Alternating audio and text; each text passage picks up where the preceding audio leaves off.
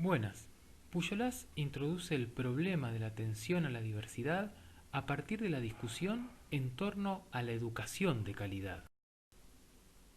Sobre esta, señala, hay un acuerdo mayoritario. Todos desean una educación de calidad. Sin embargo, los desacuerdos aparecen cuando se pretende definir qué se entiende por educación de calidad. Este planteamiento es central. ¿Por qué? Porque según cómo entendamos qué significa educación de calidad, adoptaremos una solución selectiva o una solución inclusiva al problema de la diversidad. Frente a la discusión alrededor de la calidad de la educación, se denuncia la progresiva disminución del nivel de exigencia del sistema educativo como estrategia para combatir el fracaso escolar. Dado que se exige menos, más triunfan y menos fracasan. Asimismo, se ofrece una explicación de la baja en el nivel académico. Esta se produce porque se ha mantenido dentro del sistema educativo a todos los alumnos, estén capacitados o no para el estudio. Si analizamos este argumento, podremos observar que se asienta en tres supuestos. 1. Hay alumnos que sirven y otros que no sirven para estudiar. 2. El sistema educativo debe estar al servicio de los que sirven. 3. El problema de la enseñanza se reduce a que todos los alumnos estudien en una misma escuela a partir de un mismo currículum porque la diversidad de características y necesidades del alumnado dificulta su atención. De este razonamiento se desprenden dos consecuencias. 1. Que los alumnos que no sirven para estudiar pueden quedar al margen de los fines que debe perseguir la educación, el pleno desarrollo personal y social. 2. Que al enfocar el asunto de esta manera, no se cuestiona la formación de los docentes, ni la metodología, ni los contenidos, etc. Por otra parte, desde esta perspectiva, la solución al problema de la diversidad es lógica: enseñar individualmente a cada alumno en función de sus capacidades e intereses. Sin embargo, dado que esto no es posible, la mejor solución consiste en agrupar a los alumnos de forma homogénea para facilitar la intervención más ajustada del profesor. Ahora bien, ¿la selección y atención separada del alumnado es una buena solución? De acuerdo con Pujolas, no. Señala dos problemas. Uno, relacionado con las dificultades educativas que se desprenden de establecer una división del alumnado. El otro pone en evidencia el carácter paradójico de las escuelas especiales como promotoras de la integración social. El autor advierte que detrás de la intención de establecer itinerarios formativos y ofrecer otras formas de escolarización diferenciadas para determinados alumnos con retraso, extranjeros, con discapacidad o problemas de adaptación, existe la voluntad de establecer una separación entre los alumnos que pueden y quieren estudiar y los que no pueden o bien no quieren. Asimismo, la división del alumnado adolece de varios inconvenientes. Uno de los mayores se presenta a la hora de separar a los alumnos debido a que el establecimiento de una línea divisoria entre unos y otros es muchas veces confusa. Y la falta de claridad sobre esto puede llegar a tener graves consecuencias en función del impacto que puede tener para un alumno ser atendido a un lado u otro de esta línea divisoria. ¿Por qué? Porque las expectativas que tenemos sobre los alumnos tienen una gran repercusión en su aprendizaje. En realidad, las imágenes que tenemos sobre los alumnos, positivas o negativas, tienden a confirmarse. Por consiguiente, ¿quién es capaz de decidir, sin temor a equivocarse, sobre algo tan delicado y a la vez tan poco objetivo? En cuanto a la paradoja, señala que, para proporcionar al alumno con discapacidad un currículum funcional, se lo escolariza en un entorno distinto al de los alumnos sin discapacidades con los que se supone que deberá interactuar cuando deje la escuela. Entonces, ¿no resultaría más fácil la integración social y el trato normalizado si se escolarizaran juntos y de esa manera aprendieran unos de otros a convivir y respetarse? En función de este análisis, propone invertir el enfoque del problema. En vez de separar a los alumnos en función de su capacidad, debemos adecuar la propuesta de la escuela a las posibilidades de cada uno y diversificar las ayudas para todos. En lugar de buscar organizar la homogeneidad, desarrollar recursos que permitan atender la heterogeneidad de los alumnos. Desde esta perspectiva, la pregunta que debemos formularnos es: ¿cómo podemos atender en la misma aula alumnos tan distintos? Para dar respuesta a este interrogante, Pujolas va a proponer otra forma de entender la calidad de la educación. Una educación es de calidad si cumple con dos requisitos. Por un lado, que todos los alumnos sean atendidos teniendo en cuenta sus intereses, motivaciones, necesidades y capacidades distintas y variables en el tiempo.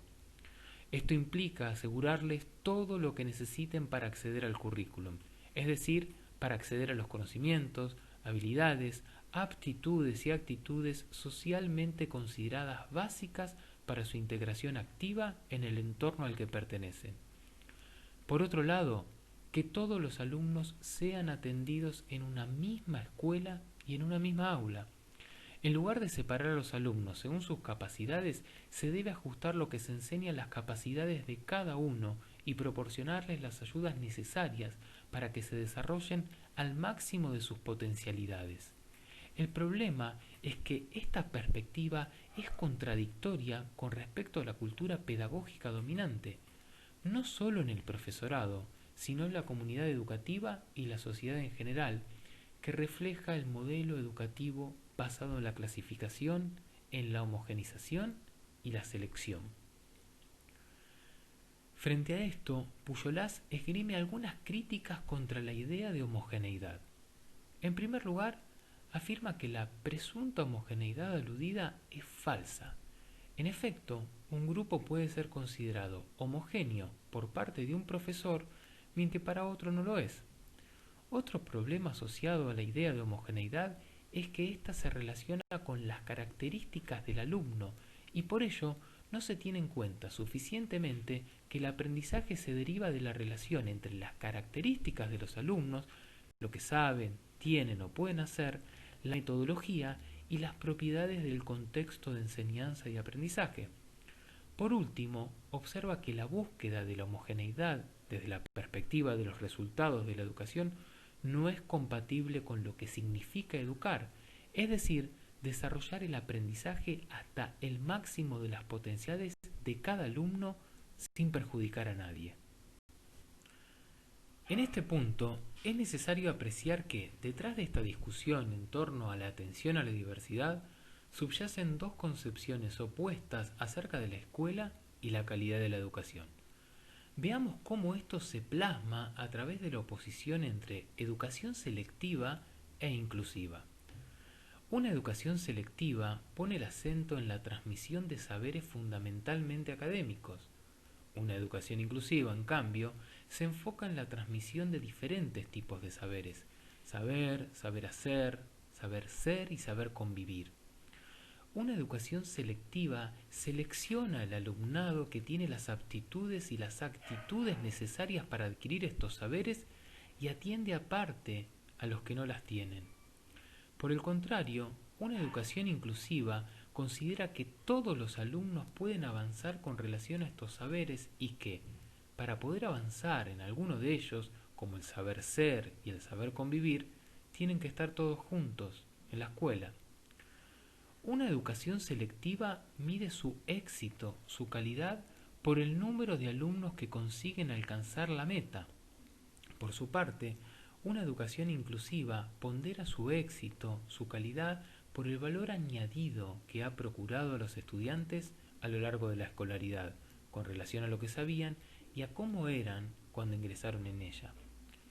Una educación selectiva considera que el mejor método es el que permite enseñar más cosas de cada materia a los alumnos previamente seleccionados que atiende. A diferencia de esta, una educación inclusiva sostiene que el mejor método es el que permite, en todas las materias, enseñar a cada uno de los alumnos hasta el máximo de sus potencialidades. Una educación selectiva cree que la diversidad, identificada con los alumnos que no aprenden, es un problema y la mejor forma de solucionarlo es eliminar la diversidad homogeneizando la escuela. En las antípodas de esto, una educación inclusiva considera que la diversidad, algo normal y enriquecedor, es un desafío y hay que atenderla de forma adecuada, potenciando las singularidades de cada uno y compensando sus desigualdades. Asimismo, entender la calidad educativa en sentido amplio, tal como Pujolás lo propone, de forma tal que se admita la inclusión de todos los alumnos en una misma escuela y en una misma aula, implica darle verdadera encarnadura a la Declaración de Salamanca y Marco de Acción sobre Necesidades Educativas Especiales. Justamente porque la educación inclusiva consiste, en palabras de Steinbach, en el proceso por el cual se ofrece a todos los niños, sin distinción de la capacidad, la raza o cualquier otra diferencia, la oportunidad de continuar siendo miembros de la clase ordinaria y de aprender de sus compañeros y juntamente con ellos dentro del aula. Esto, por supuesto, no significa que eventualmente sean necesarias otras alternativas, pero solo cuando se hayan hecho todos los esfuerzos para hacer factible la situación en la clase común y cuando las alternativas supongan claramente el mejor beneficio para el alumno. Como resultado, los estudiantes con necesidades especiales o con alguna discapacidad van a la escuela a la que acudirían si no fueran discapacitados y van a una clase común con los compañeros de su misma edad. Por otro lado, esta concepción de la calidad educativa implica un reposicionamiento en relación con la idea de diversidad. ¿En qué consiste? En aceptar la diversidad como un hecho normal. En efecto, si comprendemos de ese modo la diversidad, se podrá admitir que cuanto más heterogénea sea la composición de una clase, más enriquecedoras serán las interacciones entre los alumnos y más se corresponderá con la realidad heterogénea de la sociedad. De hecho, esto significa pasarse de la lógica de la homogeneidad a la lógica de la heterogeneidad. Ciertamente, la escuela común como la especial se mueven bajo la lógica de la homogeneidad, la convicción de que cuanto más homogéneos sean los grupos de alumnos, agrupación por capacidad o rendimiento, más eficaz podrá ser la acción del profesorado. Con todo, ¿cuál es la consecuencia de esta lógica? Que impide que los alumnos deficientes y no deficientes interactúen y adquieran las habilidades, los valores y las actitudes necesarias para vivir en los entornos heterogéneos de los adultos. Por esta razón, si esperamos que los alumnos con discapacidad se desempeñen en estos entornos, es necesario que transiten en entornos con esas características. Como síntesis, podríamos hacernos una pregunta ineludible. ¿Por qué incluir? La respuesta la ofrece la maestra y pedagoga Marta Mata en una entrevista cuando un periodista le pregunta: ¿se avanza más en una clase heterogénea que en una clase homogénea donde todos los alumnos tienen el mismo nivel? Ella responde que sí, si es eso lo que te propones. Si lo que quieres enseñar es el pluscuamperfecto, incluso los hay que llegan a decir que es necesario separar a los niños de las niñas, porque dicen que su ritmo intelectual es diferente. Pero si lo que quieres es educar, es decir, hacer crecer las posibilidades de todos los niños, lo mejor es tenerlos juntos. Lo que los niños pueden hacer para ayudarse unos a otros es extraordinario. No hace mucho, me explica una maestra de primaria, que en su clase tenía un alumno ciego. Resulta que aquel curso fue el mejor curso de la lengua que jamás había tenido. ¿Por qué? Pues porque con aquel compañero ciego todos debían esforzarse en hablarle de tal forma que supliera lo que él no veía. Aprendieron a jugar con las palabras, perfeccionaron la precisión del vocabulario y desarrollaron su lenguaje. Y además, aprendieron a ser ciegos. En suma, la atención integrada de todos los alumnos de una misma zona en una misma escuela es la forma más eficaz, por no decir la única, de educar en todos ellos los valores de la solidaridad y la cooperación, que son la base para la construcción de una sociedad centrada en las personas, que respete tanto la dignidad como las diferencias de todos los seres humanos. Ahora bien, ¿Cómo se logra esta educación inclusiva? Pujolás insiste en la necesidad de promover cambios a diferentes niveles. 1. Los centros educativos deben transformarse en organizaciones capaces de solucionar los problemas que van surgiendo en la práctica educativa, empeñada en atender a la diversidad del alumnado. 2. Los docentes deben reflexionar en la acción sobre su propia práctica en equipo para ir ajustándola a las necesidades cambiantes de los alumnos. Y 3. Es primordial cambiar la estructura de aprendizaje de las clases para que el currículum se ajuste a las necesidades de todos. En cuanto al primer punto concerniente a las escuelas, sostiene que éstas deben atender a la totalidad del alumnado de una zona, sea cual sea sus necesidades educativas, vinculadas o no a alguna discapacidad. Fundamentalmente porque todos los niños necesitan ser incluidos en la vida escolar y social de la que participan sus vecinos o hermanos, en las mismas escuelas y aulas, y, en esta tarea, los centros escolares ayudan a crear comunidad, facilitando la autonomía y la interdependencia del alumnado. Por esta razón, le concede una gran importancia a la enseñanza y aprendizaje de contenidos actitudinales, de valores y de normas.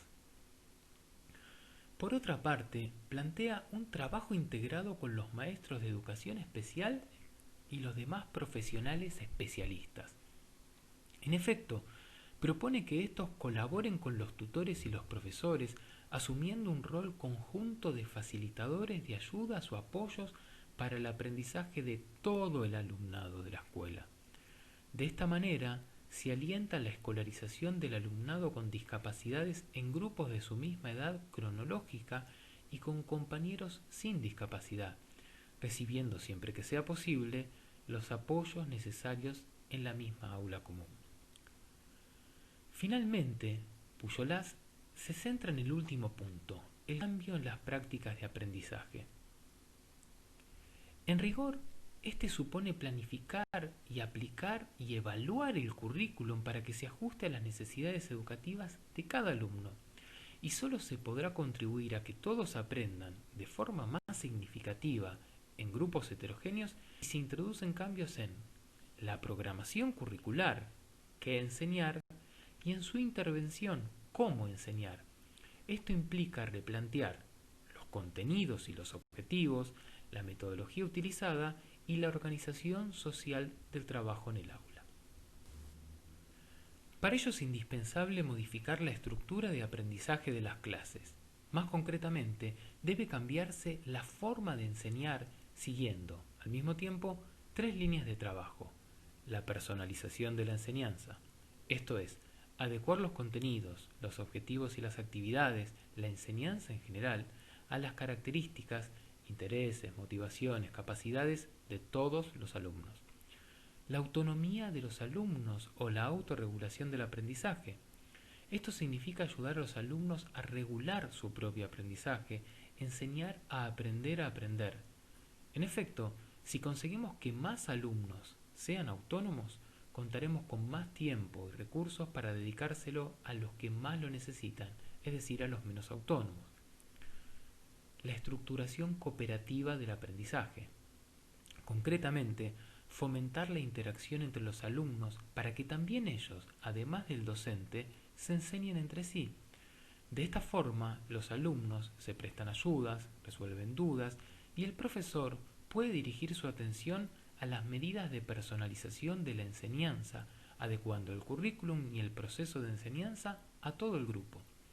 El conjunto de estas 3 actuaciones configura un dispositivo pedagógico desde un enfoque inclusivo.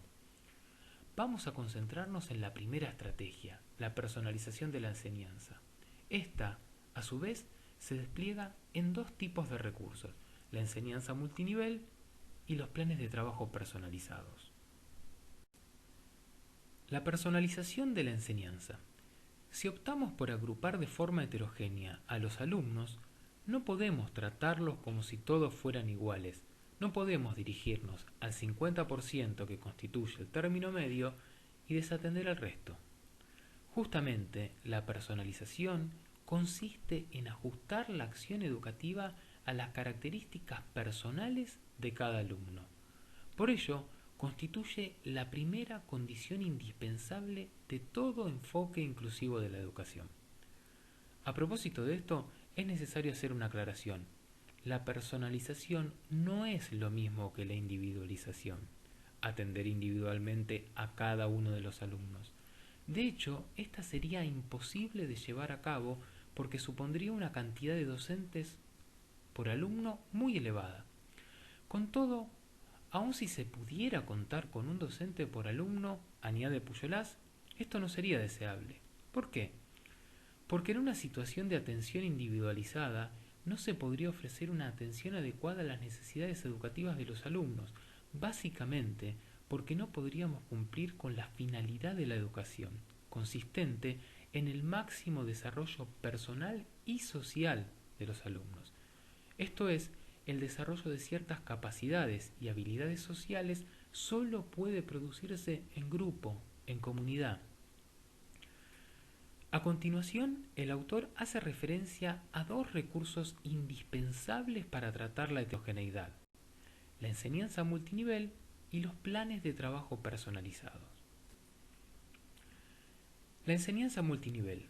La programación de una unidad didáctica o un tema desde la enseñanza multinivel implica 4 fases. Primera fase, identificación de los contenidos más importantes. En esta se identifican los contenidos que pretendemos que aprendan todos. Asimismo, los objetivos no necesariamente deben ser idénticos para todos los alumnos, ni deben coincidir con los previstos para el curso en cuestión, sino que pueden referirse, para un alumno en concreto, a las competencias más generales que se espera que los alumnos adquieran a lo largo de un periodo más amplio, por ejemplo, una etapa o ciclo educativo. Segunda fase, estrategias de presentación de las tareas por parte del profesor. Aquí deben determinarse las formas a través de las cuales se presentará a los alumnos la información y las tareas de enseñanza y aprendizaje. Naturalmente, debe ofrecérsele a cada alumno la oportunidad de participar en situaciones de aprendizaje cercanas a su propio nivel, así como animarlos a progresar hacia metas de mayor complejidad. Otra opción es prever la participación parcial en las actividades de enseñanza y aprendizaje por parte de algún alumno. Tercera fase, diferentes prácticas para el alumnado. Determinar los tipos de práctica o estrategias de aprendizaje que el alumno utilizará en cada unidad didáctica para alcanzar los objetivos previstos. Esto implica que el docente utilice distintos medios para comunicarse con sus alumnos. Por supuesto, la utilización de algún tipo de medio con algún alumno, por ejemplo la comunicación oral, no significa que se renuncie al aprendizaje de la comunicación escrita. Además de presentar de diferentes formas las tareas, hay que proponer diferentes tareas con una graduación de competencias de menos a más complejas, de forma que todos los alumnos puedan progresar en aprendizajes referidos al currículum. Complementariamente, esto requiere que el docente anime a los alumnos a escoger actividades de mayor complejidad para progresar en su aprendizaje. En este punto debe buscarse un equilibrio que contemple, por una parte, la necesidad que tienen los alumnos de sentir que progresan y a la vez la necesidad que tienen de avanzar en la adquisición de nuevos aprendizajes. Aquí también debe tenerse en cuenta la posibilidad de participación parcial en las actividades por parte de algunos alumnos con dificultades especiales. Es importante involucrarlos en las actividades preparadas para el grupo. En este sentido, el docente debe dar el mismo valor a las diferentes actividades y formas de participación de cada alumno, porque se procura asegurar que cada uno responda al máximo de sus posibilidades. Paralelamente, los alumnos deben aprender a respetar y valorar los esfuerzos de sus compañeros y las metas que van consiguiendo, así como aprender a colaborar entre todos en un proceso colectivo de progreso. Cuarta fase, distintas estrategias de evaluación. Cada alumno debe ser evaluado a partir de actividades como la que se han utilizado para facilitar su aprendizaje y teniendo en cuenta su nivel individual de aprendizaje. Los planes de trabajo personalizados posibilitan que los alumnos tengan la oportunidad de determinar, por un lado, los objetivos que quieren alcanzar y a qué nivel, y las actividades de aprendizaje a realizar para alcanzar dichos objetivos, entre las que propone el profesor e incluso algunas propuestas por los propios alumnos. Esto significa que, aun trabajando sobre los mismos contenidos, no todos los alumnos han de hacer exactamente las mismas actividades ni al mismo nivel de dificultad. Estrategias de autorregulación del aprendizaje. Estas estrategias fomentan la autonomía del alumno a la hora de aprender. Por ello, cuanto más alumnos sean capaces de autorregular su aprendizaje, el docente contará con una mayor capacidad para atender a los que necesitan más apoyo.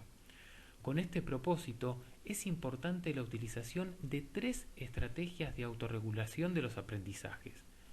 1. La comunicación de los objetivos y la comprobación de la representación que los alumnos se hacen de estos. 2. La anticipación y la planificación de la acción, de modo que los alumnos sepan qué deben hacer para alcanzar un objetivo o llevar a cabo una tarea. Y 3.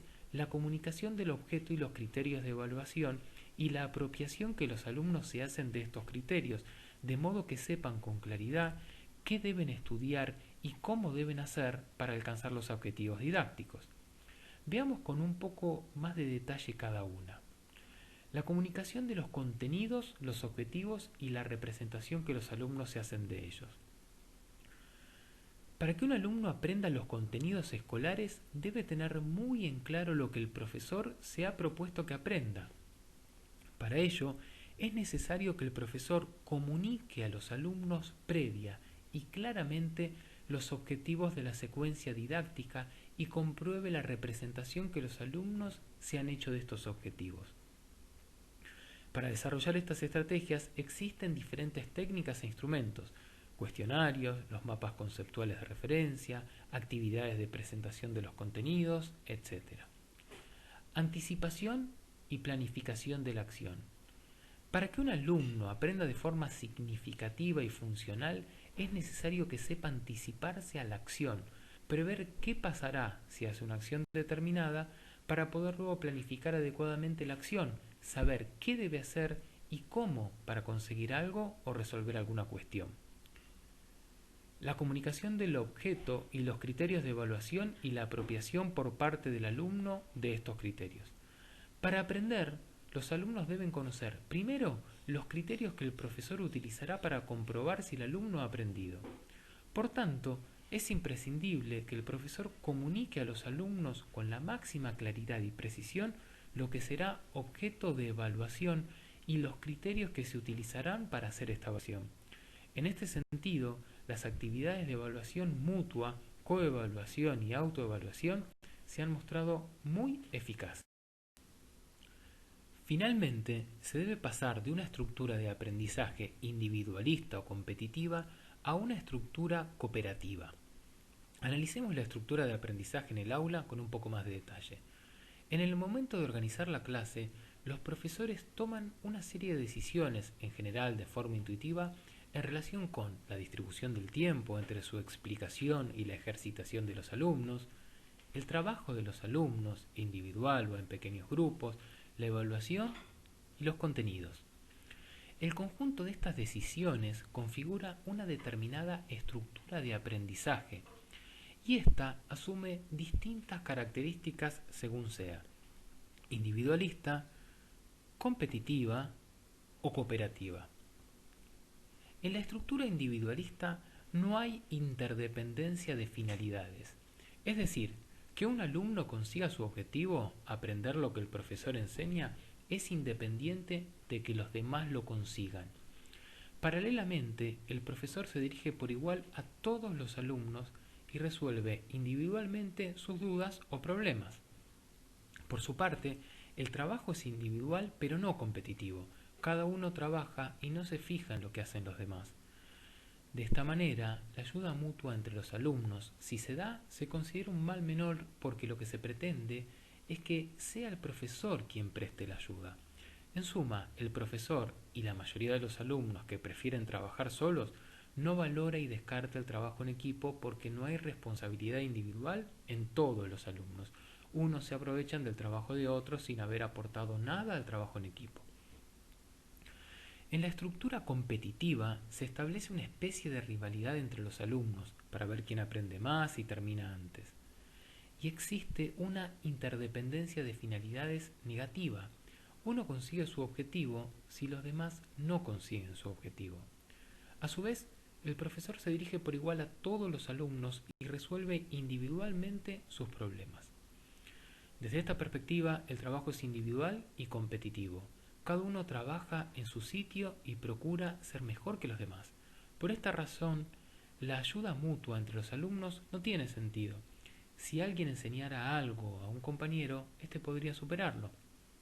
Complementariamente, el profesor no suele tolerar la ayuda mutua ni el trabajo en equipo, dado que resalta la responsabilidad individual.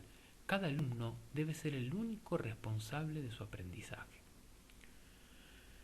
En la estructura cooperativa se da una interdependencia de finalidades positiva. Un alumno consigue su objetivo si los demás consiguen también el mismo objetivo. De esta manera los alumnos se animan unos a otros y se ayudan para aprender. Por su parte, el profesor se dirige a todos los alumnos y resuelve las dudas iniciales que puedan surgir. En cuanto a la forma de trabajo, esta combina lo individual, cada uno es responsable de aprender, ya que nadie puede aprender por él, y lo cooperativo, los alumnos hacen sus propios aprendizajes y pueden ayudarse mutuamente. Por ello, se pone el foco en que las cualidades de unos y otros se complementan y de esta forma se pueden resolver mejor los problemas comunes. Naturalmente, el trabajo en equipo debe ir acompañado de la responsabilidad individual. En suma, una estructura cooperativa del aprendizaje consiste en trabajar juntos para alcanzar objetivos, donde los miembros de un grupo procuran obtener resultados beneficiosos para ellos mismos y para todos los demás.